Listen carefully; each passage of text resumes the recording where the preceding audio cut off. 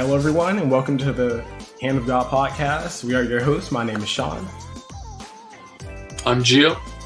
And I'm Alex. And here on the Hand of God podcast, we talk everything football, European football, Premier League, La Liga, Champions League. It's all right here. Got you guys.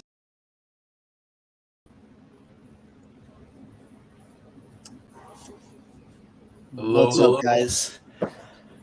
And welcome to another episode of the Hand of God podcast. I'm here with the boys, with the usual suspects. And boy, do we have some juicy stuff to talk about today. Let's just get right into it. We know what the deal is. Let's start with the match that everyone's been talking about, PSG and Real. Guys, the floor is yours. Please, I'm dying to hear what you guys have to say about this match. It was a great game. Benzema with the hat trick to seal the comeback win for Real Madrid. Guys, take it away. Listen, man. PSG seems to just outdo themselves every single year.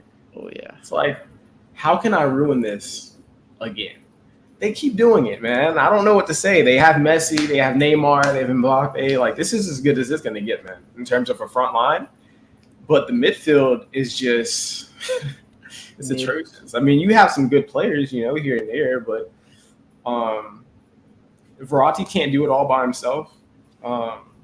They don't have what it takes, man. And it seems like this year it just, it continues. And Real Madrid, congratulations to them. They're going to get better in the summer. So let's just see what happens. Yeah, Real's looking like the real deal, No pun intended. Gonna see how far they could go into this competition. I personally see them going to semifinals. The first 10 minutes they showed up, played with intensity. Then PSG, and then when they turned it back on, PSG did not touch the ball. In the last 20 minutes, I don't think PSG's front line even touched it. It was just all Real at the end. And, even though you could blame PSG, but you also have to give merit to Real Madrid. Camavinga came on as a sub, really changed the game, Lucas Vasquez also, because Carvajal was getting burned by Mbappe, so just good changes at a good time. Ancelotti did his thing, unlike Mauricio Pochettino. So guys, I think this kind of begs the question: where does PSG go from here? Well, if you're, the board of directors at PSG, what are you guys thinking right now? If you guys have all that Saudi money in the bank, what do you? Honestly, what I'm thinking, just kind of give up. You've tried enough. You spent a couple $1 billion trying to win a Champions League. Like you have three of the top players in the world. It's not gonna happen. You can throw as much money as you want. The Champions League is not about that. The best team wins. Shawn? Liquidation, man. I think it's pretty simple. I think they should give up. At this point in time, you had the chance to kind of convince Mbappe that this was the place to be for the foreseeable future. And against the team that he's most likely going to go to in the summer, you lay a goose egg. You roll over. You bend over. I mean, y'all, I don't understand it, man. This was the chance. This was the chance to really win the Champions League this year. And they didn't do it. So it is what it is. They move on. Maybe they should look at, actually getting a midfield instead of just trying to go out and get the most wanted forwards in the world. Do something different, man. You can't just win without a midfield. You need a functional midfield that can do different things. And you see it time and time again. They just can't do it. So yeah. And as you mentioned, Gio, Mbappe, of course, per usual, doing his thing, and he seems to be the only bright spot in a PSG lineup that is definitely underwhelming and performing very much under the expectations that we as football fans have for them. And from there, we'll move on to another game that wasn't as competitive. It was quite the shellacking, as the kids like to say. Bayern and Salzburg. Okay, Lewandowski. He did it again, man. He did it again. Not his prettiest hat trick, I will say. It wasn't pretty, but he got the job done. Bayern looked amazing all around. They had Neuer back. He made the defense look whole again, in my opinion. They actually didn't look like they didn't look lost on defense as they did in the previous game before. Uh, Muller scored a couple goals. Sane scored a great goal. Guys, what are your thoughts on this game and how Bayern looked as opposed to the previous? I mean, I'll go first. Salzburg just did what you thought they would do, really. Um, it's the high line, man. Like, Bayern, they understand how to deal with it, you know? And I just feel like tactically, there's not much you can really do against Bayern as a team of like Salzburg standards. You know, like if you try to defend and put 11 men or 10 men behind the ball at all times, the pressure is eventually going to burst the pipe. So eventually you'll get scored on. But if you have like a high line and you try to actually play football, they will counterattack you. So I just feel like it was tough because Bayern was firing on all cylinders. I feel like this kind of covers over the cracks, though. I feel like when they play, better opposition that can really defend and hit them on a counter and control the tempo of the match, I feel like they're going to struggle a little bit more. But yeah, I didn't really learn anything new. Lewandowski was really good. Seems like I don't know if y'all heard in the news that they apparently don't have the money for big player wages, so they were going to look at getting youth and stuff like that. I don't know what they're going to do, but hopefully they can, win something while, everything is good and the situation is clean. But in the summer, as most of y'all know, they're going to lose their striker. Lewandowski is moving in the summer. So we'll see what they can do this year. But it looks like their chances of winning another Champions League may be in doubt. So do you think that this is one of their final years since they're going to have, because Lewandowski is a big piece of Bayern Munich. Obviously, he's a goal-scoring machine. He's a great player. Without him, does Bayern fall apart, or can they still manage maybe to, salvage at least? Well, salvage is a kind of harsh word, but will they still be the top contenders that we know them as today without Lewandowski? I think so. It depends. I mean, their scouting. When you look at their scouting, it's always really, really good. Even when you look at why they didn't sign Nicolas Pepe, it's because he needs more space to create.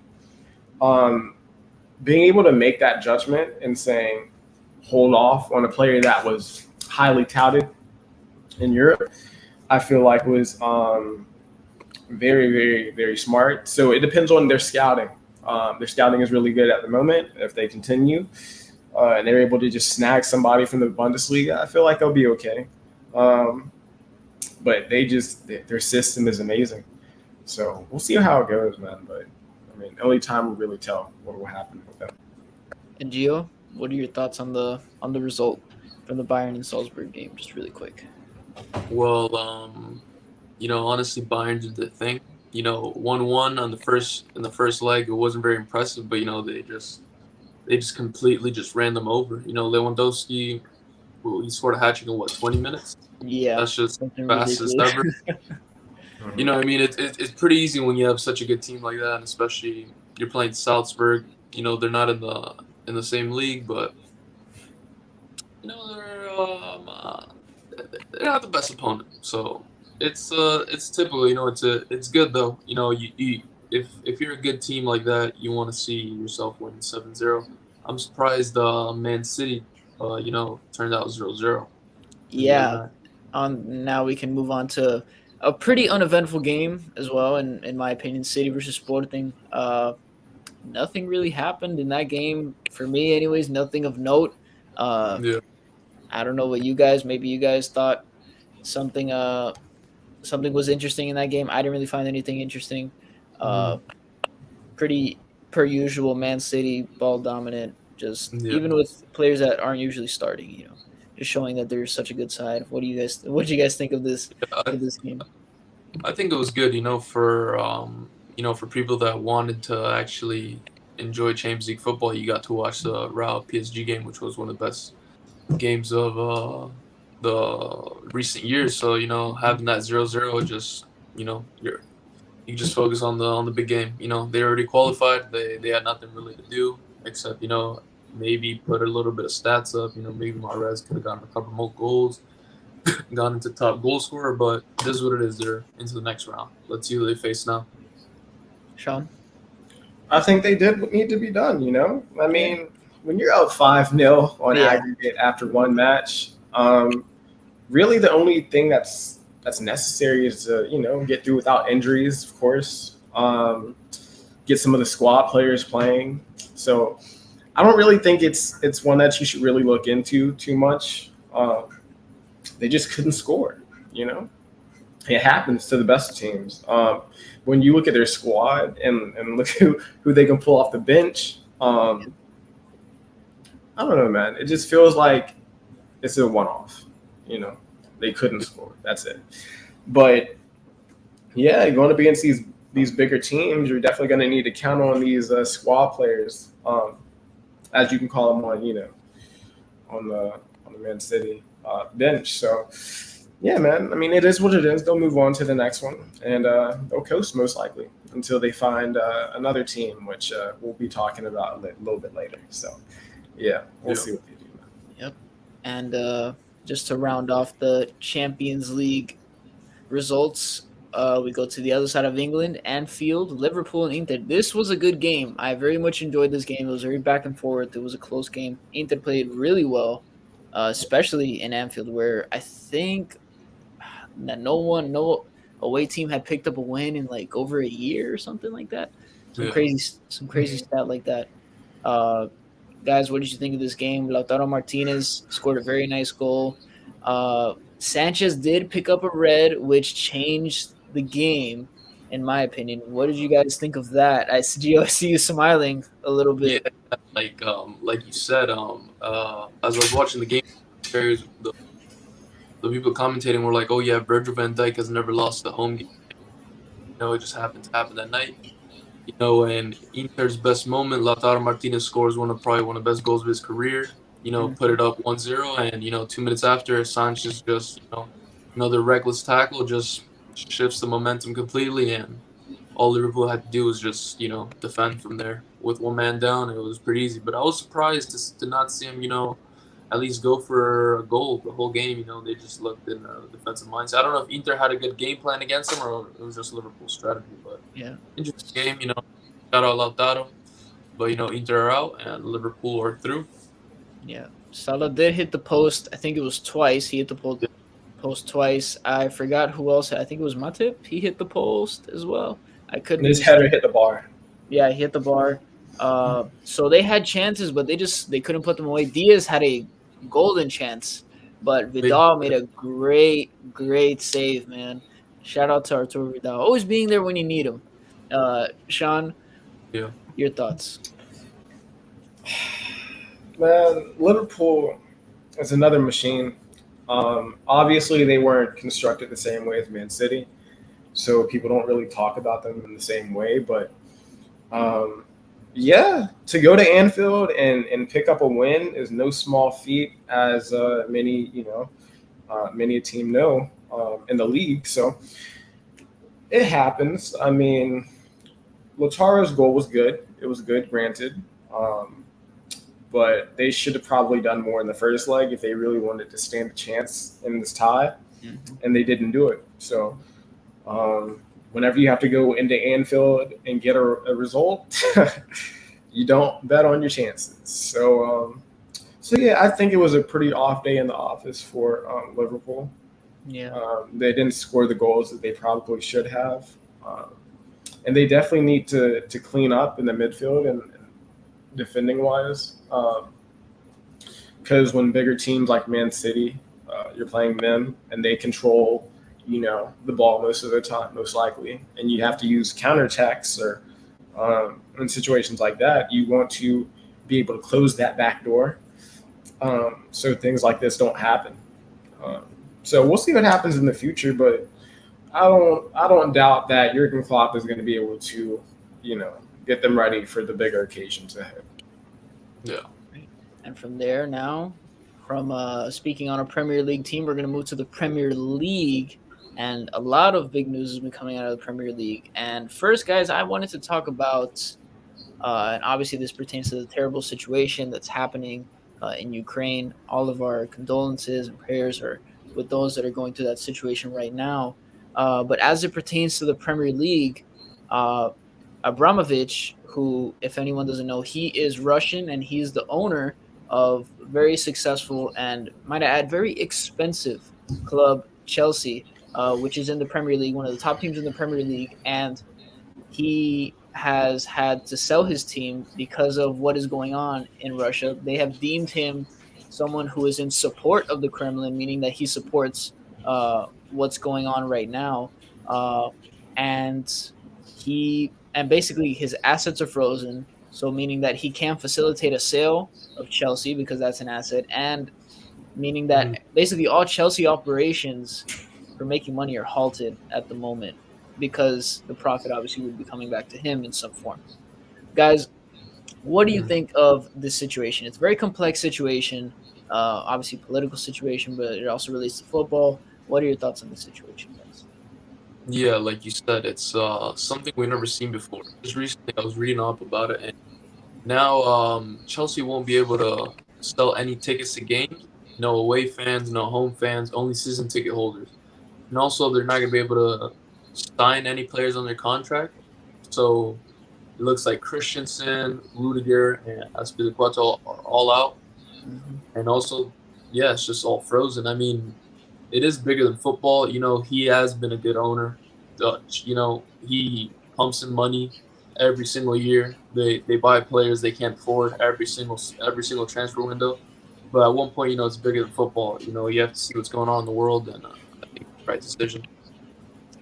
Shawn, your thoughts on this quite complex situation? I'm gonna go from an Arsenal supporter perspective. All right, 2003 was a big year for Chelsea.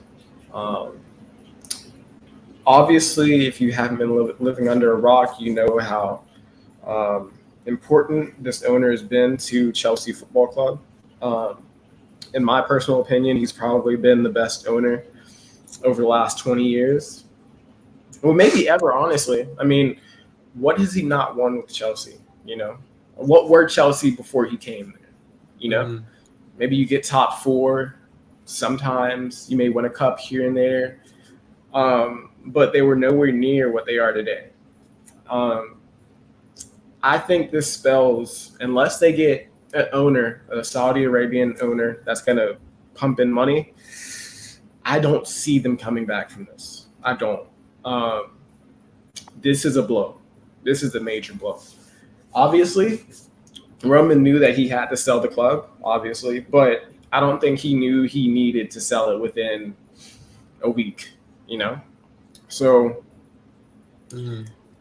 from my perspective, this is perfect. Like, this couldn't happen to a better club. Because now what happens, Arsenal gets to build a little bit easier. You know, you don't have competition from another London rival. So now when you look at the landscape of the Premier League for the next 5 years, maybe you have a Newcastle come back up, or not come back up, but try to, you know, challenge for a league. Most likely they will in the next 5 years. They'll probably be where they need to be, unfortunately. But Chelsea most likely are going to drop out of this top 5 run, if I'm honest with you. Unless they can somehow, some way, figure out a system of not spending too much money. Like, even when you look at their stadium, right? They don't make that much revenue from match sales. Like, they don't make that much.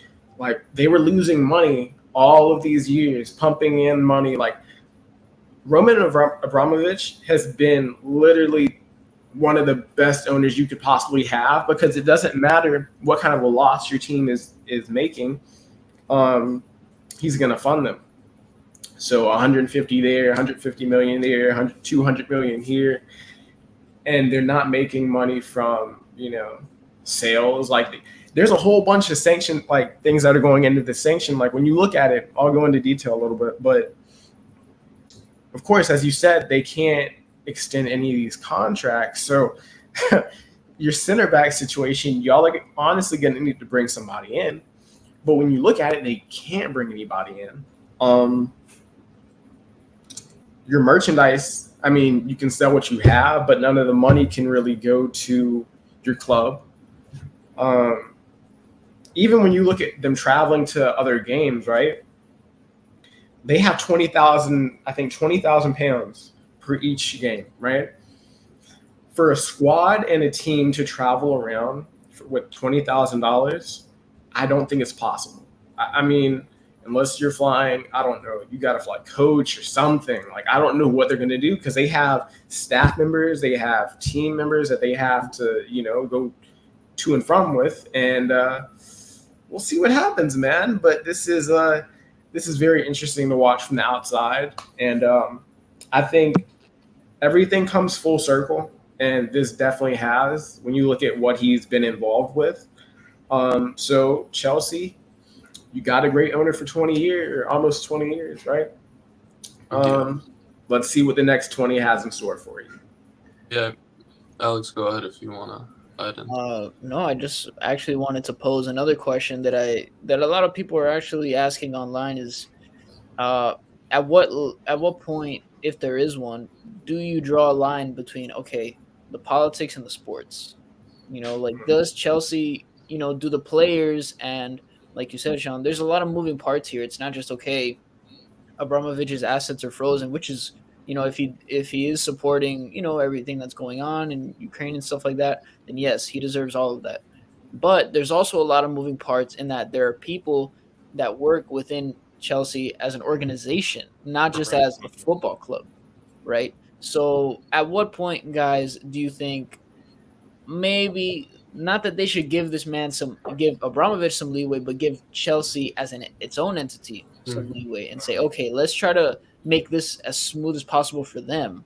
For Abramovich, we can make it really messy and really bad. But, there are lives here. There are people that work 9 to 5s at Chelsea, at the stadium, working merchandise, all that stuff. What do you guys think of that? At what point do you draw the line between sports and politics? Right. Also for the fans as well, not imagine telling the diehard Chelsea fan you can't go to games anymore just because like what is this? People work hard to buy those tickets. It's their joy at the end of the day, and I mean it is bigger than football at the end of the day. But they should.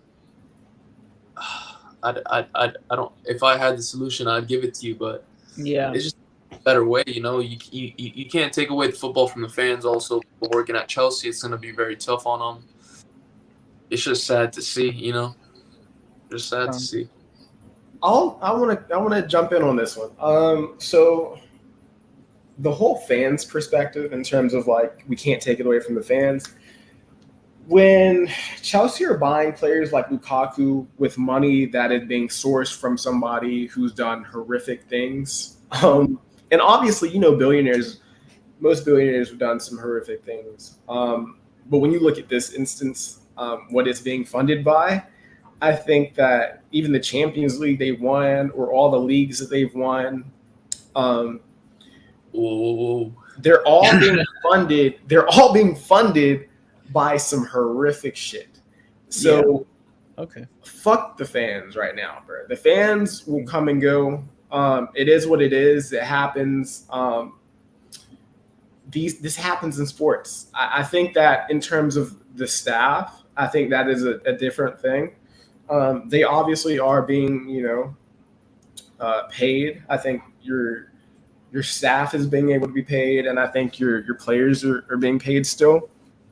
I think this goes on until March 31st or something like that, and then I think they renew the agreement. But the whole fans thing, man, they've had joy that other fans haven't had due to this ownership. So the good has to come with the bad. It is what it is with Chelsea fans, man. And I would put some memes up, but unfortunately on here I can't, man. This is amazing in terms of we've never seen anything like this. We've never seen a whole club that's literally won a Champions League the previous year had its owners sanctioned and its assets like frozen. Like we've never seen anything like that. We've seen collapses like this in terms of like AC Milan, in terms of what's happened with them financially, but this is incredible. I don't know if we'll ever see anything like this again, and hopefully we don't. Like this has been insane. I mean, honestly, if I could say something, I think, in my opinion, I think Abramovich is still going to be the owner at the end of the day. You know, this Ukraine and Russia stuff could end tomorrow, and with that, you know, these sanctions could end as well. So, in my opinion, I don't think FIFA or UEFA have that much of a, you know, they could freeze him for now, but, you know, if this war's over tomorrow, they're just going to have to give it right back to him. And, you know, yeah, you could also argue the same thing with PSG. You know, their owners are just oil moneymakers from Saudi Arabia. You know? Yeah. And that kind of opens up a bigger question, you know, because like Shawn said, it was something small, but it's very impactful, is that a lot of these owner billionaires have done some messed up shit, you know, whether it comes to light or not, that's where we start to place judgment on these people. But regardless, the situation is still unfolding, so we will definitely keep you guys updated on that. And from there, we move on to the Manchester Derby that happened not too long ago. Shawn, you have a nice grin on your face. It was a total shellacking. It was a total shellacking. 3-1. Shawn, listen, open us up, man. 4-1. The Manchester Derby. Oh my god, I didn't even. Yeah, 4-1. It was 4. Okay. Manchester, man. How Manchester has changed colors in the last 10 years, man. Look at it. Like, seriously, look at it. Like, you have Manchester United, who's been, you know, historically great for a very long time. And seeing it change colors is something that I don't know if we've seen anything like this. I don't. Arguably, in Europe, when you look at banter teams, you could put Manchester United up there as the one. I'd say Arsenal was the banter club for a good period of time, but I feel like they're changing just a little bit.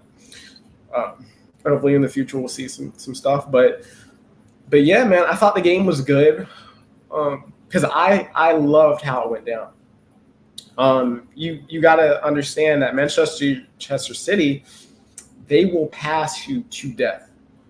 I think in the last, 10, 20 minutes after Pep gave some certain instructions, basically they had like 93% possession for 20 minutes. Who does that? How do you do that? How do you literally take the heart out of your opponent? That is the way to do it. So yeah, man, they had some great goals. Sancho obviously had a good goal, but your team, man, they're struggling, and it's great to see, especially when you look at the top 4 race. That was a really big game. So points lost there. We'll see what happens with Manchester, man. But right now, Manchester is blue. Yeah, Alex, any thoughts? For me personally, on this, on the Man City, Man United game, pretty much everything that Shawn said. I don't know. I honestly expected it. I wasn't expecting anything else, especially, you know, even though his impact in his entirety of the season has been minuscule. You know, Ronaldo didn't play in this game. I don't know. I'm not really surprised. You know, like Nate Diaz says, I'm not surprised, you know. Yeah. So, yeah, man, it is what it is, man. Just typical. It's all typical at this point, Gio. It's all like I just expect it, man. The well-oiled machine, like Shawn says, you know. And what about you, Gio? You know, Ronaldo, apparently he was injured, you know. Flexor, yeah, or something like that. You know, something weird's going on. You know, the coach doesn't like him. Maybe, you know, that shower live he had where he was showering in front of 500,000 people. Maybe that put the coach in the wrong pocket. You know, maybe he thinks this guy's not focused. You know, he's out here about to start an OnlyFans, and we have a match on Saturday. But yeah, Oh my I mean, the positives you could say, at least Sancho's now kind of, he was player of the month for Man United. It looks like Oh. Rashford, uh, I've heard reports that Rashford and looks like 12 others are maybe departing the club in the summer. So, big changes for Man United. They need a real manager, not some a kit man that just stands there on the sideline, German to his players. But yeah, City's Man City. 4-1, 2 goals, Mahrez, 2 Kevin De Bruyne. Just a good performance. Yeah. But Go not ahead, Joe. all time, which is Tottenham Hotspur. Oh my God! Yes, the prodigal sons of London, baby. Yeah, The prodigal sons. They finally. It all comes full circle. They won. They won decisively. the world. Amazing. So much, Amazing. Sean. I had so much joy watching that game. I could watch Harry Kane body defenders for like hours. He's just a class player. He's one of those players that I could see. Man City need a striker next year, and if he were to go to Man City, I would put him as favorites to win the league, Champions League, Club World Cup. It's just I'm not the biggest Tottenham fan, but whenever Harry Kane plays, it's just a joy to watch him. Through balls, elite finishing. He's just I think, in my opinion, the third best striker in the world behind Benzema, Lewandowski. You mean behind Benzema and Lukaku, right, Gio? I think that's what you meant to say. I think that's what you meant to say. Sorry. Lukaku was the best striker for about 60 in the first, and he just lost it. But yeah, No. Yeah. Sean, Tottenham. on the great power horse of great rivals with numerous trophies in their case. Yeah, Tottenham, man. Yeah, man. Two goals from Harry Kane, one from Heung-min Son, one from someone else. I don't remember their name right now. Sorry if you ever watched this. Sean, From Regulo. what do you think? The boys are Um, back. The best team in England. Listen, I'm gonna break this down. So you got to look at how Everton played. It's almost like they've never seen Spurs play before. Didn't know what their strengths were. Like, how do you play them like that? They played them. They pushed all of their players forward and said, "Okay, come and counterattack us." And if you've ever seen Spurs play or understand how football works, that's all they do. They are a counterattacking team. So if you want to play them, you have a low block and you say break us down because that's what they don't do well. But Lampard is just showing how shit of a manager he is. Like, when you think about it, you have a team, you get fired and they go on to win the Champions League. Now you have a mid-table relegation squad and you're told to keep them up. Like, just win some games, bro. Just win some games. Can't do it. Your shit, man. I hope they go down. He's playing on expert mode. It's just tough out there. Or I honestly feel bad for Everton fans. They have such a rich history. They've been in the top flight for as long as I've been born. I mean, it's tough. It looks like they're down at the bottom. It looks like old boy Donny Van de Beek, Dele Alli. Looks like all them boys are going to the B League. Championship, man. They're going down. And I just like how he pivoted from one team that has been going through some struggles lately just to another, because that's what it felt like. It was like, okay, which of these two teams cannot look like shit this game? And thankfully, of course, as expected, Tottenham pulled it off. And Sean, I actually want to hear your rant more. I'm actually looking forward to it. Please. And one more thing. Go ahead. Spurs, obviously, they're kind of a dying star, as I've alluded to in recent pods. But I feel like Harry Kane is one of those players, man. You got to win now when you have him. Mm-hmm. And seeing them have probably the best striker they'll probably ever have in their history, and not being able to, get over the hump. It's so amazing to see. It, there's shit, man. But yeah, it's a good win over Everton. So No 5-0 they can be win. happy with that. Yeah. Yeah. And from there, guys, let's move on to the real talk of the town right here, baby. The team of the pod that we all can come to an agreement that we all love them. We hate them, but boy, do we love to support them. Arsenal, baby. They picked up a good win. They picked up a good win over Watford, 3-2. Sidebar: Hernandez scored an amazing goal. That was freaking sick. That was a sick goal. Yeah. I mean, in general, like Gio was saying before when we were talking, those highlights were amazing. The highlights of this game, if you watch them, it was great to watch. A lot of great goals. It was what football is really all about, Yeah. Yeah, it was a great game. Arsenal just keeps climbing, man. They keep climbing. Yeah. Sean called it. Before Sean goes off on his 2-minute rant on Arsenal, I just want some little points. It was beautiful. I've honestly never seen better highlights in my life. All 3 goals were, that's just that's what I always liked about Arsenal. They have a style of play. Lacazette with a nice back heel assist. Mm-hmm. Saka put in a cross top corner. It's just they're rolling right now and at the best time. They're climbing the ranks. And Sean, I'll leave it up to you. Take it away. I just want to give Arteta the flowers that he probably deserves right now, man. Like when you think about it, we've always said about Arsenal over the last maybe 18 months, maybe 2 years, that defensively they haven't been very good, but that's probably their strong suit at the moment. But in this game, it kind of flipped. Offensively, it seemed like they were pretty good. There's another gear that they can really get to. I just don't know if they have the personnel to get there right now. But yeah, they had some really good goals, man. It was fun watching this game, except for the end. I feel like defensively, though, they weren't the best.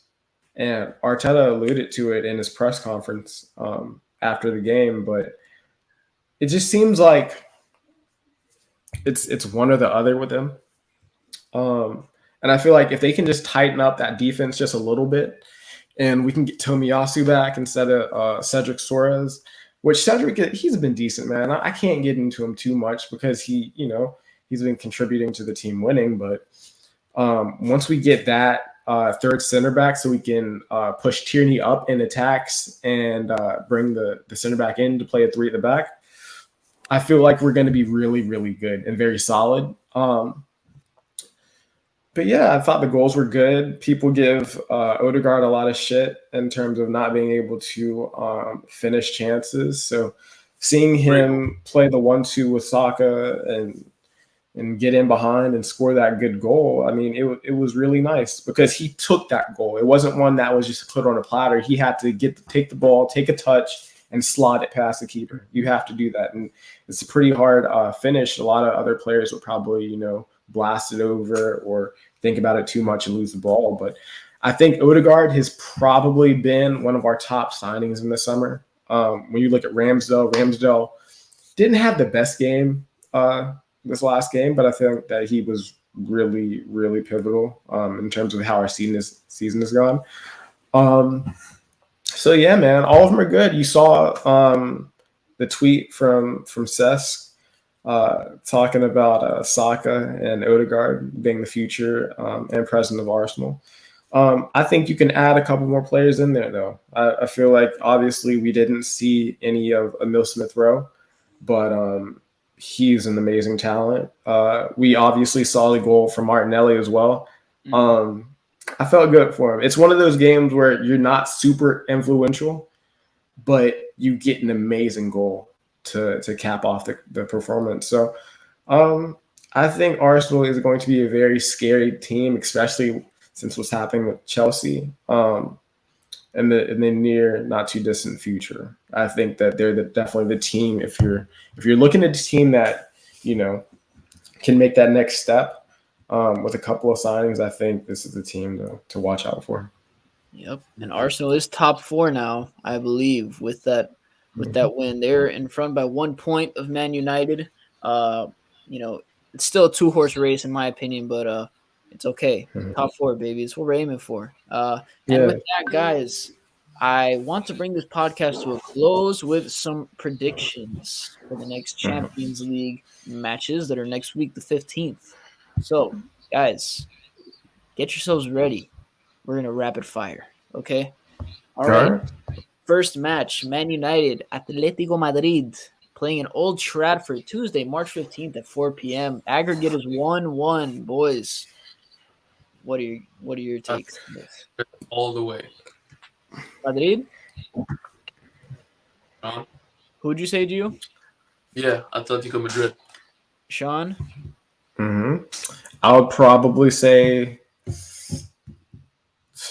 individual brilliance from Manchester United pulling through, and I hope it does because the more games they have to worry about, the better for Arsenal. So I don't know, man, but I know one thing: João Felix, he's too amazing, man. He needs to leave Madrid, man. If we're honest, but we'll see what happens with him. He score a hat trick at Old Trafford, in Ronaldo's face and hit the sea celebration. So. I hope it happens. Who do I pick? I don't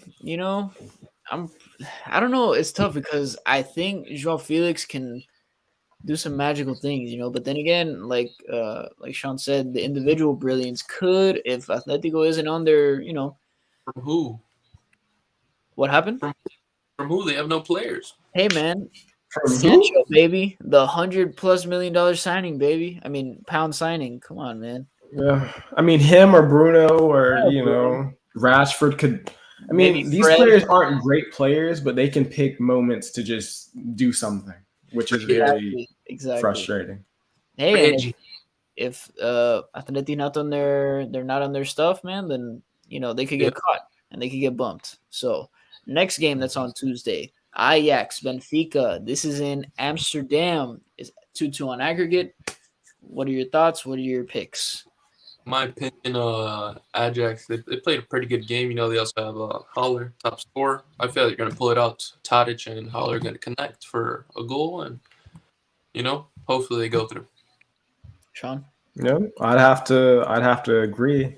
Haller's a really good player, man. Like it didn't work out for him at West Ham, but he's such a solid player. And obviously he's the top goal scorer for that team. They're playing really well right now. So yeah, we'll see what happens. I really do want to see what Ruben does. Yeah, or Darwin Núñez, my bad. He's a really exciting prospect at striker. So we'll see what he does, man. He's a very physical player that Arsenal definitely are going to be looking at in the summer. So got his partner. And I had to. I think it's a clean sweep here. I'm going with Ajax too. They've I don't know, it's just something about them in the champs, and obviously they've been steamrolling through the domestic league. It's some complicated name. I always mess it up, so I'm not gonna say it. Eredivisie or whatever. So yeah, I'm picking Ajax too. And then on Wednesday, March 16th, boys, we have Juventus Villarreal. Okay. Oof. This is 1-1 on aggregate, and this is happening for Juve at home. I'm going to go with Juventus. Dybala scores a free kick from half field, and Vlahovic has better. Okay, seems like a pretty reasonable pick right there, Shawn. This is a tricky one, man, because you got to look at it. Villarreal, they're not going to go at you like that. So I don't know, man. And especially it's weird with the new rule this year. With aggregate and away goals and home goals being the same and everything. So yeah, I don't know, man. I'll just say Juventus just because I want to see Vlahovic do some more. But at the same time, if they crash out, that'd be great to see as well. That's fine too. Yeah, I'm kind of on the same boat. I would like to see Dybala, like Gio said, score from half field. Score a nice Roberto Carlos type of free kick. But it's probably not gonna happen. But yeah, I would like to see Dybala and Vlahovic do some work, man. So I'm picking Juve 5-0, okay, in the first half. All right, you got it? Bold prediction. All right, no, I'm just kidding. But all right, And the final game that we have, we spoke of them earlier, Chelsea and Lille. They're going to be playing in France for this one. I mean, I'm pretty sure I can guess what you guys are going to pick, but Yeah, I think I'm gonna go with Chelsea. I think Roman Abramovich is gonna suit up halftime. oh my God. Come in with the header. No, man. In all seriousness, guys, they have a 2-0 lead. So I think Chelsea takes it. Hopefully, Lukaku gets a bicycle kick or something. Okay, so that, yeah, you know what? Hey, against Leo, anything is possible, bro. Yeah. Shawn? Yeah, man. I think Chelsea will probably do what Chelsea does best. Just hold the ball. They may catch them on the counterattack, maybe. I don't know. But I think they'll definitely dominate possession, especially since they have a 2-0 lead. They don't really need to score. So, but if Lille get a goal first, I think that makes this game a little bit trickier. Yep. But at the same time, I don't think Lille really have the firepower to really do any damage to this Chelsea team. So, yeah. Yeah, I'm going with Leo on this one. Anyone wants to put money on it? I'm here. I'm just kidding, guys. Come on, I would never do something stupid like that. After what Puma did to me this weekend. A League One team actually doing something in the Champions League. Come on, guys. Come on. This is a joke. But yeah, I'm going Chelsea, man. Chelsea's gonna come through with it. Pretty standard stuff. But with that, guys, wrapping up another great episode of the Hand of God podcast. Guys, any closing thoughts? Any things you want to plug? Say to the people before we go. Of course, guys, go check out the House of Reels podcast. It's on YouTube, Spotify at House of Reels podcast. So go check it out, and you can follow me on Instagram.